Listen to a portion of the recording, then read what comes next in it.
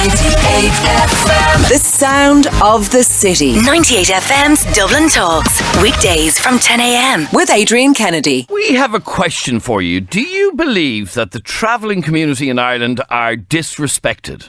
Well, according to a survey this week, 7 out of 10 travellers, or almost 8 out of 10, say they don't feel respected here in Ireland. According to a new national traveller survey, which shows 77% of travellers have been discriminated against in the past year. The figure is even higher in Dublin. Get a load of this. Here in Dublin, 92% of travellers in Dublin have experienced discrimination. And we're going to try and find out why. Our telephone number is 6797 981. You can text or WhatsApp the programme 0877 98 98 98. 0877 98 98 98. I'm joined on the line by Catherine Joyce of the Irish Traveller Movement. Catherine, welcome to 98FM. Oh, sorry, there you are there, Catherine. Sorry, I pressed the wrong button. How are you, Catherine? Grand, yeah. Okay, Catherine, tell me about this survey. 92% of travellers in Dublin have experienced discrimination. What sort of discrimination? Can I just say, first of all, Adrian, this survey that was carried out is a second look at a survey that was carried out in 2000.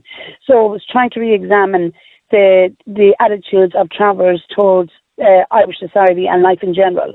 And it was interesting to look at the findings in the survey from the point of view that in some cases very little had changed, but in other cases things had changed greatly. And okay, so we were able to see that. Have things changed greatly for the better? In some areas, like education, for instance, there's travellers staying on in second level education. In 2000, when this was first done, there was no travellers identifying as being in third level education, and now it shows that there's 2% of the population are attending third level education. That's as a result of resources that were put into schools for traveller children to encourage them to stay on in school, but also to attain at the same levels as their circle peers, which gave them the opportunity to progress on through the education system. But yes, there are some areas where things have either stayed the same or got worse, and this discrimination is a very clear example of where things travellers feel have got worse. And not only do travellers feel that things got worse, but actually second people were interviewed as part of this survey as well. It's only a small component of it, but nonetheless they were interviewed.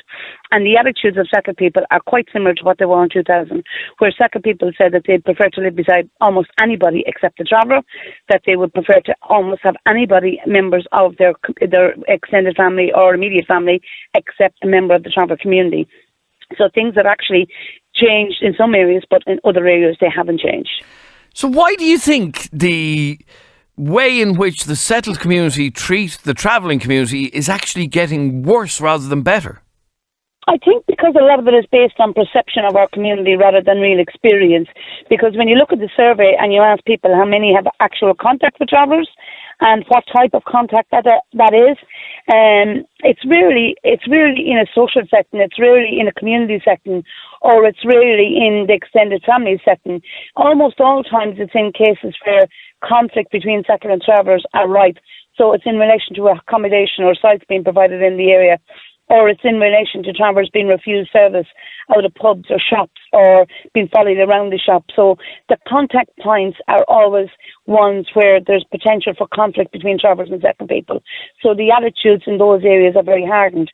We don't have a lot of people presenting themselves with good experiences because in a lot of cases you don't have travellers members of the local GA club, or you don't have them socialising in those settings. So the experience is very limited in terms of where there's possibilities for good interaction between travellers and settled people. Okay, so is it a case that settled people have a stereotypical view of travellers that is not based on reality at all?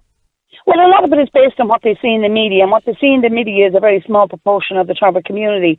They don't see the people who are attending school and there's no issues with their children. They don't see the people who live next door to them as travellers, or they don't see the family down the road who've just moved in. So they mightn't even identify themselves as being travellers for fear of discrimination. So they don't have that one-to-one contact with travellers. They only see it in settings where there's conflict or where potential for conflict.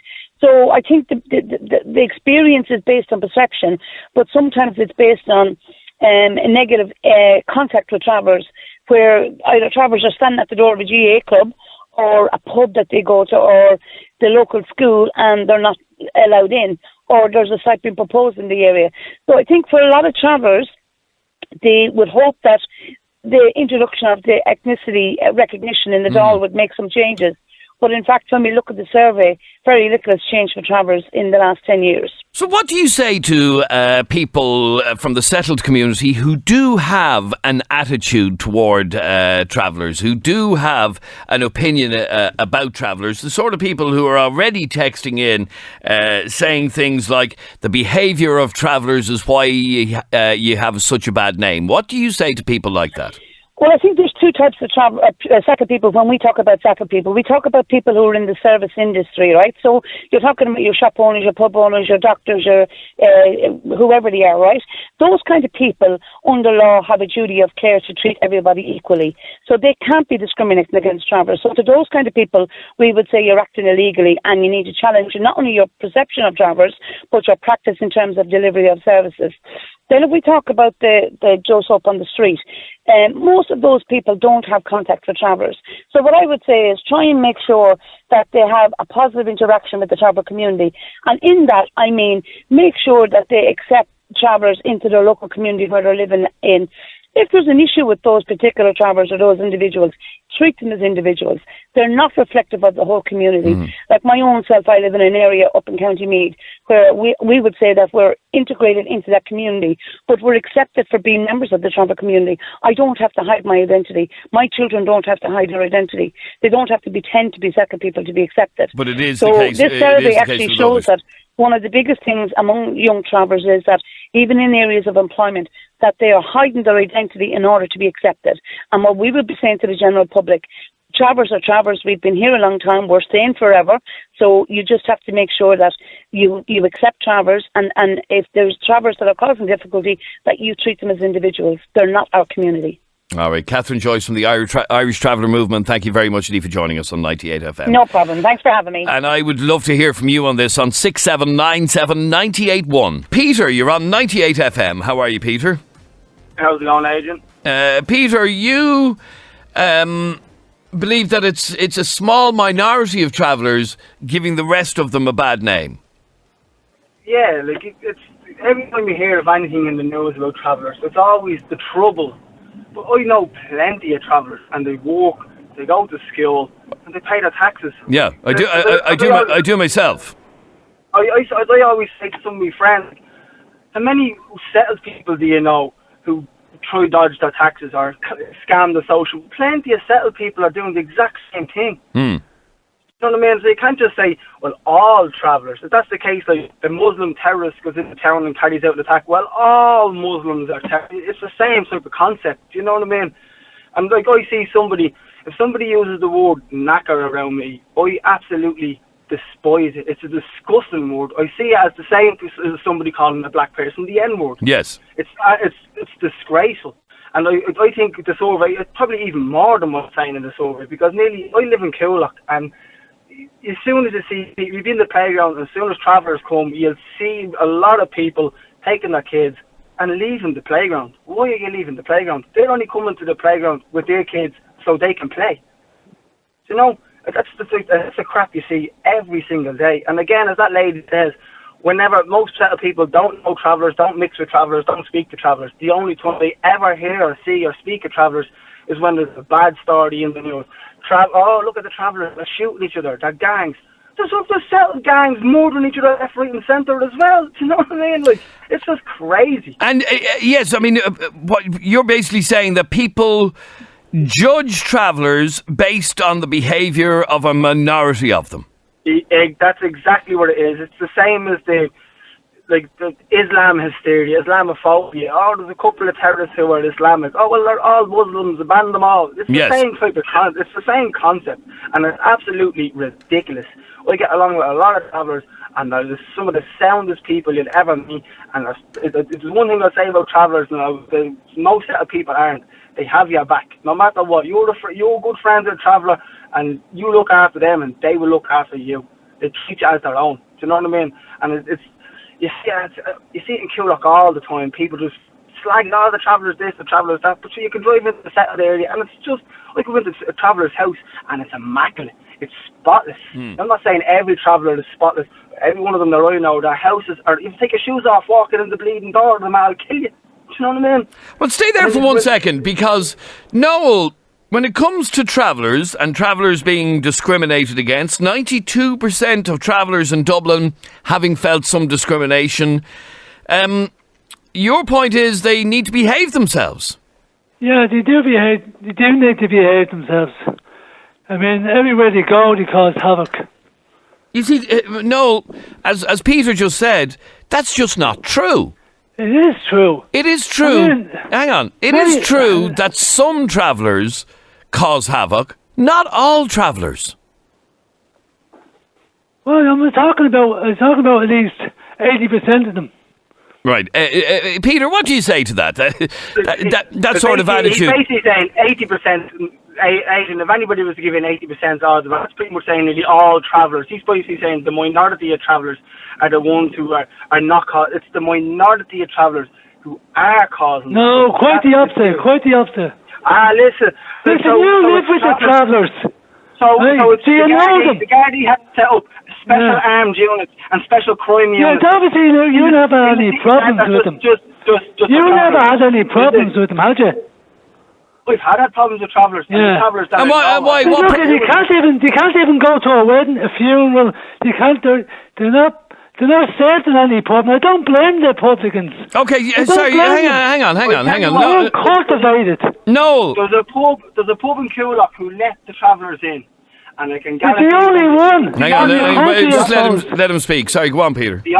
The odd night there could be trouble in the pub, but name a pub in Ireland where the odd night there's not trouble. And the reason why most nights there's no trouble, they have all their christenings there, they have all their funerals there, you name it, they have it there. And the reason why there's no trouble there is because they know nowhere else is going to let us in, so let's take care of what we do have. And any travellers who do cause trouble in that pub, the other travellers don't let them ones in. Do you know what I mean? Like this chap's saying, it's ridiculous what he's saying. They're a minority. I'm telling the truth. They're a minority. Well, hang on. Noel, what have you experienced that makes you believe? I don't know where you would possibly get a statistic like 80% of them are troublemakers, but anyway, what have you experienced that makes you believe that? Okay. First of all, I wouldn't live beside them, next to near them. My daughter lives not far from a Colton site, and when she goes to the park with the kids, they have to hold on to the scooters, they have to hold on to the bikes. They get over they don't even come in the gate, they get over the walls, and then they push kids off things. That's only one area. Hold on a second.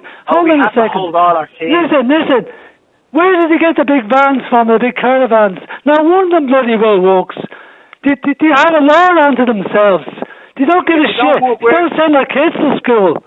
You go down to any Carlton site now and you'll see about 4, 5, 6-year-olds walking around, and all they knew is they don't know any schooling at all, and they don't want to go to school. They want to be segregated from the rest of the people in this country, and then they cry, people don't want us. Why should we want them? They segregate themselves from people. In this country, I'm basically saying a minority population in this country are ones causing most of the trouble. There's the schools in Coolock, and they integrate. That's Coolock. Coolock caters for them. One of the schools in Coolock will do so well with integrating its travellers into the schools. There's only one pub out in Coolock that looks after them, and that's it. You tell me another pub in the rest of Dublin that was served them for a wedding or a funeral. Sorry, Noel, I want to come back and find out what has happened that you feel so strongly about travellers. Something's happened to you, obviously. Oh yeah, I've knew travellers a long time. I remember years ago when they're a real traveller, and I'm talking about people. I remember the horse and cart when the kids was a little kind of underneath, and the trailer and the old caravans where the horse and cart, and they used to come down and stay on the side of the road. They were what you call old, real travellers. These guys now are not travellers. The only travelling they do is around the country and breaking into old houses. That's the only travelling they do. Oh, will you go away? Yeah, what travelling did he do? What travelling? He's not a traveller. If that's the case, I'm a traveller. Travelling the earth. Okay, stay there for 1 second. So, Peter, I have to say, Noel and his attitude, while he's completely wrong in a lot of what he is saying, sadly, it is an attitude that is shared by an awful lot of settled people. And unfortunately, Adrian, again, it's when anything like that happens, it's good press. It sells papers. Do you know what I mean? And it's the same. I'll go back to the Muslim thing. A Muslim runs over a couple of people in London, and all the media is talking about it. So everybody's like, "Oh, be afraid of the Muslims." It's the same. "Oh, be afraid of the travellers." He's talking about going to the park and holding the kids' bikes. Well, you go, come on now with that, for Jesus' sake. That's just your own fear. You just fear them. It's like when you come up against a nasty dog on the street. If you show a dog bad fear, that dog is going to attack you. If you show that dog you're dominant, he's not going to walk away from you. It's like, it's just ridiculous. I can't even listen to him. Like, oh, we have to hold the bikes, we have to hold this. My house has been broken into 3 times in my entire life, and every single time I wasn't a travel person, and I lived beside a halting site. And I have to say, any incidents with antisocial behaviour or anything of that nature that I've ever experienced in my life was never anything to do with travellers either. So there's a video that went up online of a load of lads attacking some Muslim fella in town the other night. They weren't travellers, They were settled fellas. The fellas in singlets and the robbed cars the other night, they weren't travellers, they were settled people. So come on over, do you know what I mean? Okay, stay there and wrecking their own areas. Stay there for a second, Peter. 6797 981 is our telephone number. You can text or WhatsApp us on 0877 98 98 98. And if you're a member of the travelling community, we want to hear from you. Are you one of the 92% who has experienced discrimination? Mind you, just even listening to Noel would make you experience discrimination because of his attitude. Bobby, you're on Dublin's 98FM. How are you, Bobby? Not too bad yourself, sir. How are you? Grand, thanks, Bobby. What do you want to say? Listen, there's good and bad in all walks of life. Now, I know travelling people from years ago when I was a lot younger than I am now, and I lived in Cabra and I used to have friends that were in Finglas, and they were a fantastic family. But I mean, only 3 weeks ago, I was in McDonald's at Claymore Road, and there was a load of young travellers there, and there was an Indian family, and what they went doing and throwing at that Indian family was unbelievable. And nobody stepped in. So I said something to one of them. I was told more or less to mind my own business. And even security guards and people that worked there said nothing. They just kept let them do what they wanted. They were throwing tomato ketchup at them. They went over, they were interfering with their food. And they were probably from the age of 10 to about 17. I started off to look forward, and all of a sudden there was about 15 of them. They just came out of the woodwork. And nobody did nothing.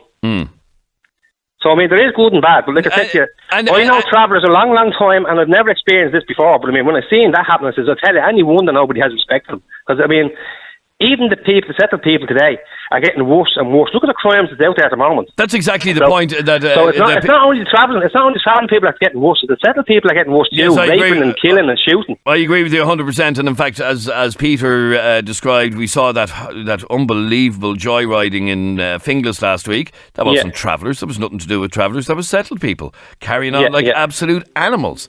The video from the other day. Young people kicking the crap out of somebody, they weren't travellers either, they were settled people. But you see, it's the society that's gone wrong. It's not the travellers, it's not the settled people, it's the whole society. The whole society is fecked. Absolutely, it's in a jocker, like, you know.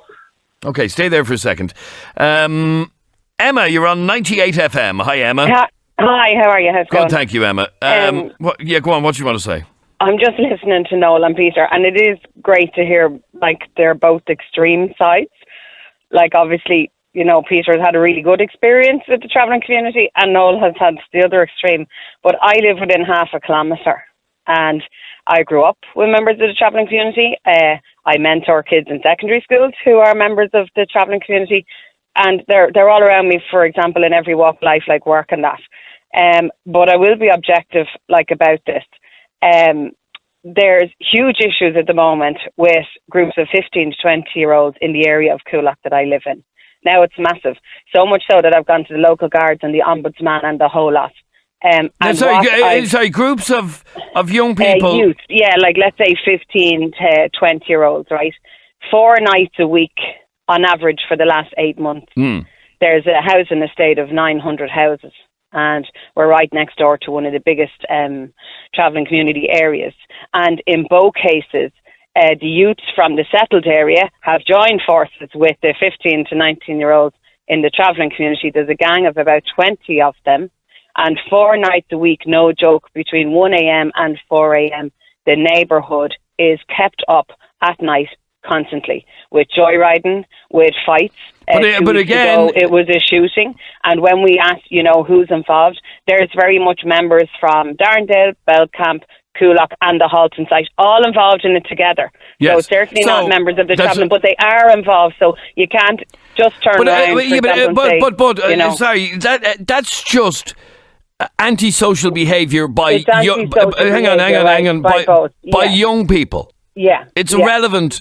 Right. And in fact, I wanted to pick up a point that sorry, Emma. It's the fact of it is that it isn't all settled kids and it isn't all traveller kids. It's a mixture. Yes. Oh, especially and when they combine forces. Sure, I mean, you can just go back onto the RT series that was on a couple of years ago about the area, and none of it was exaggerated. It's all true. The issue is that it's escalating, and the problem with the guards is that they just don't have the resources to deal with this. They're also, I mean, they'd be quite frank about it. There's arms involved and whatnot, so they just won't take on unless they have emergency response units or armed guards, which every area does not have. So Coolock does not have the same, for example, that Ballymun and Santry are allocated. So they just don't have the resources to deal with what's going on the street. Now, on any given weekend, any time for the last 8 years that I'm living in that area, there's constant issues. On a Friday night and Saturday night with violence and crime. That's nothing to do with joyriding. Emma, the point I'm trying to make is that this conversation is a conversation about teenage antisocial behaviour. No, I know. I'm now gone from the teenagers and I'm very much into the adult population of 20 to 50. Like, this isn't to do with the kids now. The violence, the crimes, the arguing, the carry on, that's not to do with the teens. Take them out of that. And is this travellers or settled people or both again? Both again. Yeah. But I'm going to be honest with you, if we're talking about why people have a perception, if you're in an area where you don't have any surroundings for a 5-mile radius, you're not exposed. You don't see it in front of your house. You don't see it in front of your face. You're not exposed to what's really going on in both the travelling community and our own communities together in built-up areas anywhere. And especially in I suppose, the harder areas where they are higher unemployed, less going into workplace and what have you. So, to be honest, it's very difficult for us to say where the content of that survey is coming from, because we don't know either where that survey was answered. Well, what it does answer, though, what it does show... People, or was it 200 people? No, I believe it was quite a sizable survey. I don't have the exact numbers, but I'll try and find out. But I mean, that could be 20 people's opinion, and I have to say 19 of those 20, could be from a travelling community living next door to a settled area, or, 20 of them could not have ever come in contact with a traveller in their entire life. I went to school with members of the travelling community. I grew up with some of our closest friends are members of the travelling community. And because of that, you'd have very open conversations, and they would comment religiously over the last 3 or 4 years about how, I suppose, disappointed they feel, no different to settled communities, about where the newer generation is going. And it's not looking positive, and it's not looking good. Crime is at an all-time high. Drugs are at an all-time high. The access they have to guns, to cars, cheap cars that are all on the road, not insured, it's at an all-time high. And members of the travelling community will tell you that themselves. So it's not that they feel as the travelling community is getting any better. They have the same problems that the settling community have, where it's gone out of control and we don't have resources in this country to deal with it. All right, thank you for your call, Emma. Dave, you're on 98FM. Hiya, Dave. How are you getting on, Adrian? Adrian, I just tuned in late there, so I'm just kind of getting the end of this. It's just basically you're talking about the travelling community being discriminated on, is it? 92% of travellers have experienced discrimination. 92%. Well, I'll give you a prime example, Adrian. I live in a block of flats, the Dublin 2 area, and my mother lives there as well. I live down one end and she lives down the other. She has settled travellers as neighbours, and I have settled travellers as neighbours. My neighbours are the best neighbours you'll ever come across in your life. If they hear anything out of the ordinary, they knock in to see you, okay. I always get a hello, good morning, good night, how was your day, everything. No more than a 2-minute walk down to my mother's. My mother can't stand out in her own little garden and have a cigarette. She's threatened with Stanley blades by these settled people. Do you know what I mean? They basically call her names when she's in her own garden. They're discriminating against her, you know. And this people are saying people have a mindset on travellers, they're all the same. They're not. Some of them, they have that bad egg, Adrian, you know. They do, and it's very.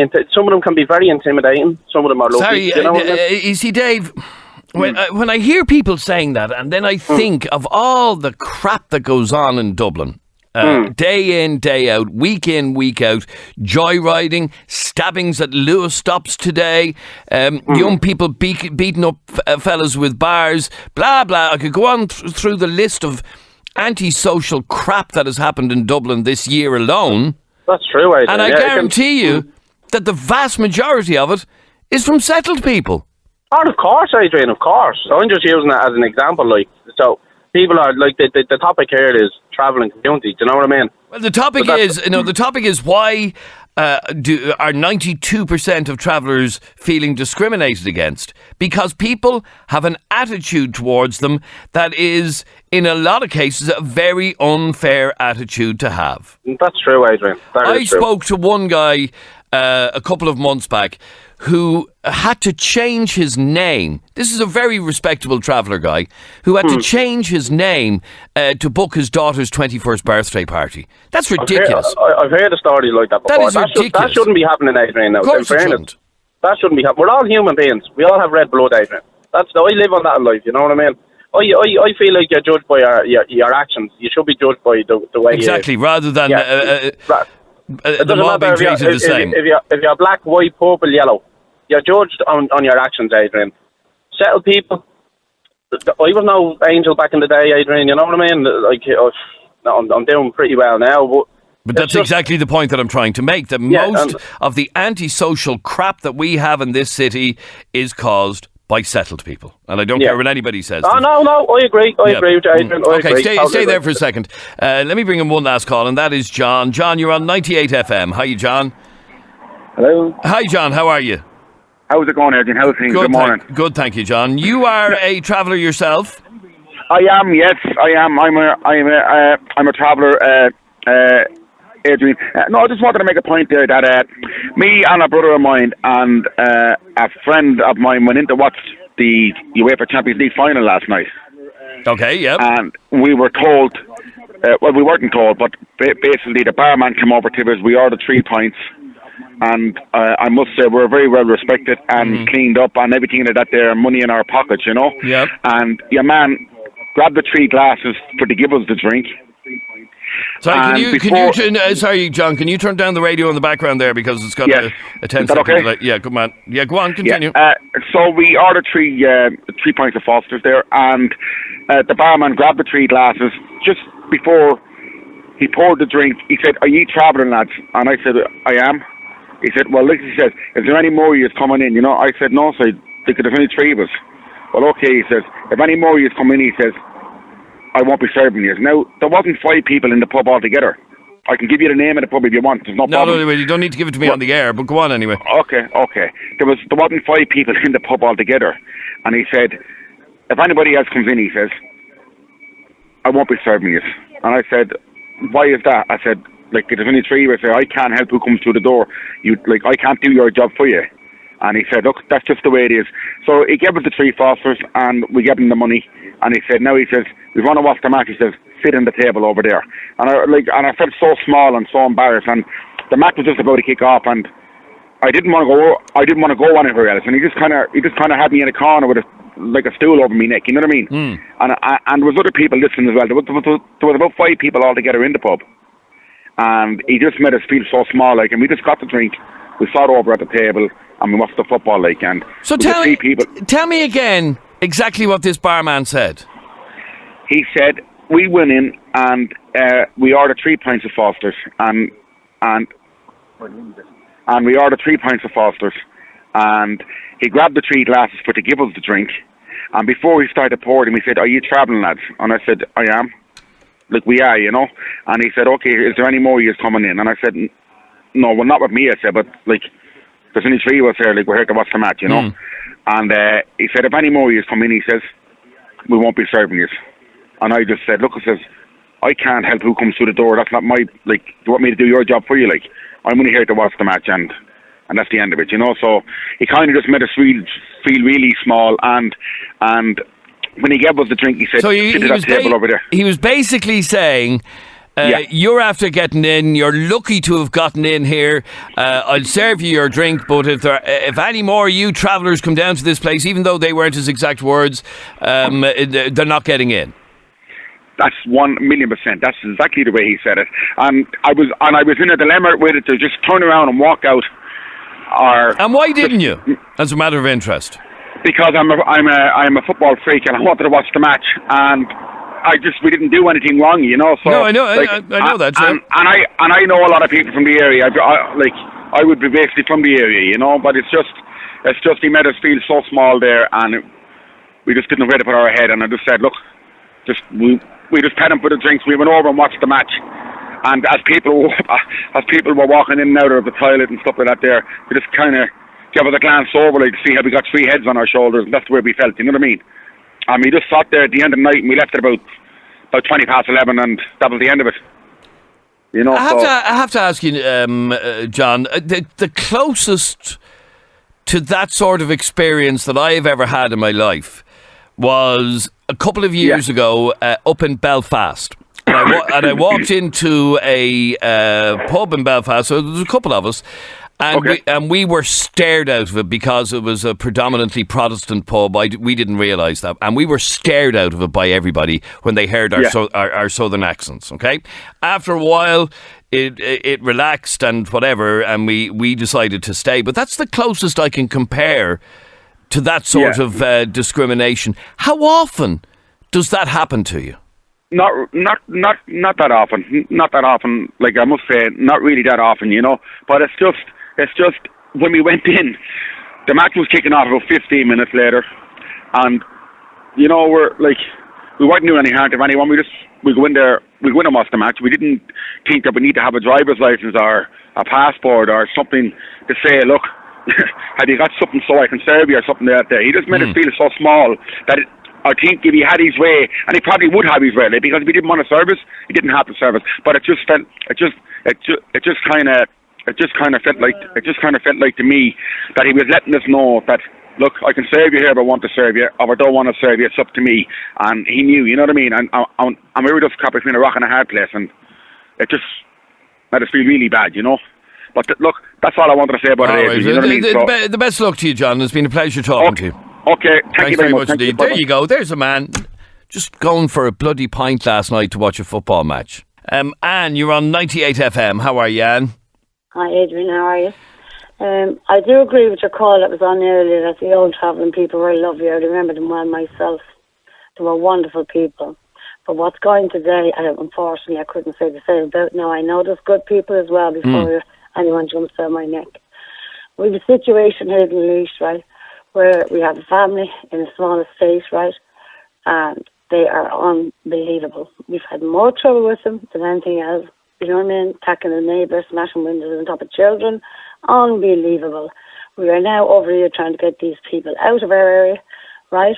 And then we have a place in Laois that is built magnificent bungalows. I'd love you to go on the internet, you'll see them. And they have set them on fire. Now, in the name of God, these bungalows for you and I to buy would be about 300,000. Do you know what I mean? And they're in an area in Laois, and I have to say their behaviour is unbelievable. To burn down brand new homes that were built for them for the sake of it. And if you go on the internet, you'll see it. Laois, right? And my point is, I have no problem anyone coming in to live in my private estate if they're nice people. But these people are threatening everybody. It's unbelievable. And they're getting away with it now. It belongs to the county council. We're a private estate, but the county council said it'll take us 5 years to get them out. Because it has to go to court. I mean, it's ridiculous. You know, holding the whole estate to ransom, you know? So, I mean, you can't just that gentleman, whoever he was on earlier, making a sweeping statement that they're all great. They're not all great. There is some lovely travel. You know what I mean? Of course they're not all great, but again, not everybody in the settled community is great either by any stretch of the imagination. Let me just bring in one last call, and that is you, Mandy. You are a hairdresser. I've dealt with lots of travellers and never had a problem. Never had a problem. Never had a problem at all. And I've been doing it since I was 15 years of age, and I'm like 47 now. And I've been to their houses to do weddings or christenings, communions or anything like that. And they've actually often called into my house for a cup of tea or whatever. And what do you feel about people saying, people like that man who was on earlier on, having this attitude about travellers who thinks they're like 80% of them are bad? And by the way... They have their little values where they will, go, and if they're fighting with their family, they'll, organise a fight or whatever. That's their own business.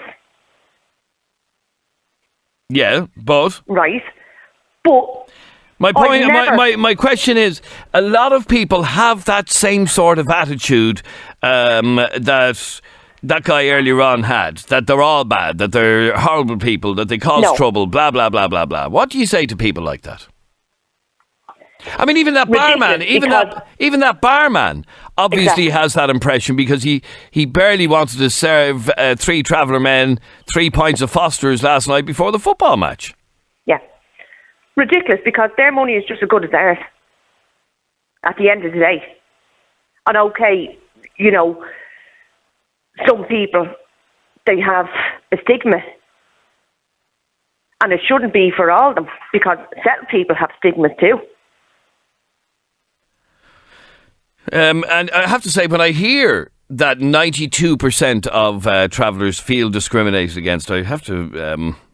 I think that's awful. I really do. And like that guy in the pub last night, the closest I ever felt to anything like that was in Belfast a couple of years ago. And, it was a horrible feeling anyway. This is 98FM's Dublin Talks.